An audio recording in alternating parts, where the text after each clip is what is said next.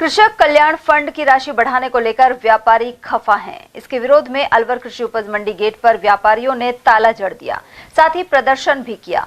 वहीं 4 दिन तक मंडी बंद रहेगी। जानकारी के अनुसार तत्कालीन गहलोत शासन काल में वर्ष 2020 में कोरोना काल के दौरान यह फंड लागू हुआ था।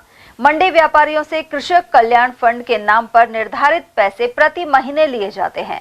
वहीं 1 अप्रैल से राशि और अधिक बढ़ाने की घोषणा के बाद व्यापारियों ने आक्रोशित होकर मंडी गेट बंद कर दिया।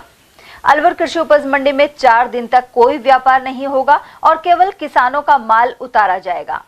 उधर संबंधित व्यापारिक एसोसिएशन के पूर्व अध्यक्ष सुरेश जलालपुरिया और वर्तमान अध्यक्ष सत्य विजय गुप्ता के अनुसार दोनों ही सरकारों ने कल्याण फंड समाप्त करने का कदम नहीं उठाया। इसके उलट मौजूदा सरकार द्वारा इसे बढ़ाया जा रहा है। इसी वजह से पूरे राजस्थान में मंडियां बंद रखी जा रही हैं। इसके अलावा मंगलवार को जयपुर में आम सभा का आयोजन किया जाएगा।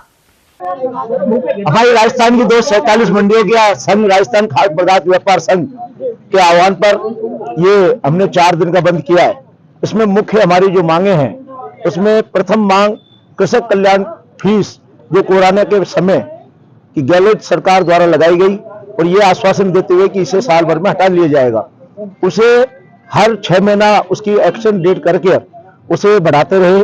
शुरू में इन्होंने 2% लगाई, 1% लगाई, 50 पैसा हर 6 महीने में बढ़ाते रहे। उसी तर्ज पर जब ये हमारी वर्तमान जो भजनलाल जी की सरकार है, इन्होंने भी अभी कि भाई हम जब इनसे मिले तो बोले इस पर विचार करते हैं और इन्होंने भी समय पर बढ़ाते रहे। अब इसकी समाप्ति की डेट मार्च आ रही है, या तो इसे समाप्त किया जाए, नहीं समाप्त होगा तो 1 अप्रैल से ये 1% लग जाएगा। तो हमारी मुख्य मांग है कि इसे समाप्त किया जाए। इसकी कोई आवश्यकता नहीं है, न तो ये कृषि कल्याण में किसानों के काम आ रही है। ये इस पैसे को इकट्ठा करते हैं, उद्योगों को देते हैं, जिसकी हमारे हिस्से को कोई मुकाबला नहीं है। दूसरा, हमारी सभी जिन्सों पर अलग अलग मंडी टैक्स है, उसे हमारी मांग है कि समान की जाए। इसी प्रकार कमीशन भी जो आड़त है वो भी हर जिन्स पर अलग अलग रेट है, उसे भी समान किया जाए।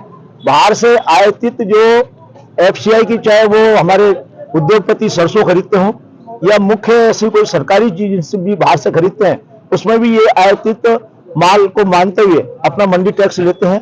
जो उद्योगों के लिए उनकी मांग उचित है उसे भी ये पूरा करें। बाकी हमारी मंडियों की, चाहे दुकानों के पार्टनरशिप की हो, अन्य मांगे हो, 41 सूत्रीय मांगे हमने पिछले वर्ष हमने राज्य सरकार को दी हुई है। उस पर इन पर कोई विचार किया जाए, ऐसा मैं समझता हूं कि अब सरकार जागरूक है। आज भी सुबह फोन आया है कि आप शाम को हम बैठेंगे, इसलिए मैं जयपुर जा रहा हूं। उसके बाद कल हमारी आम सभा होगी। पूरे हमारे राजस्थान के 500 से ऊपर जो प्रतिनिधि कल आएंगे, उसके बाद जो फैसला करेंगे उस पर आगामी निर्णय होगा। हमारी मांगे राजस्थान खाद्य पदार्थ संघ के उसमें चल रही, बैनर के नीचे चल रही है। पूरे राजस्थान की मंडियां 247 मंडियां पूरी तरह से बंद है। हमने 4 दिन की पूरी तरह से हड़ताल रखी है। इसमें कोई माल खरीदा बेचा नहीं जाएगा। और हमने विशेषकर किसान कल्याण कोष जो लगाया गया है कि उसके पूरे विरोध में हम सब हड़ताल कर रहे हैं, क्योंकि किसान कल्याण कोष से किसानों का माल तो मंदा बिकता है और उससे किसानों को कोई फायदा नहीं है। ये कोरोना काल में सिर्फ और सिर्फ किसानों के भले के लिए लगाया था। किससे किसानों को फायदा होगा?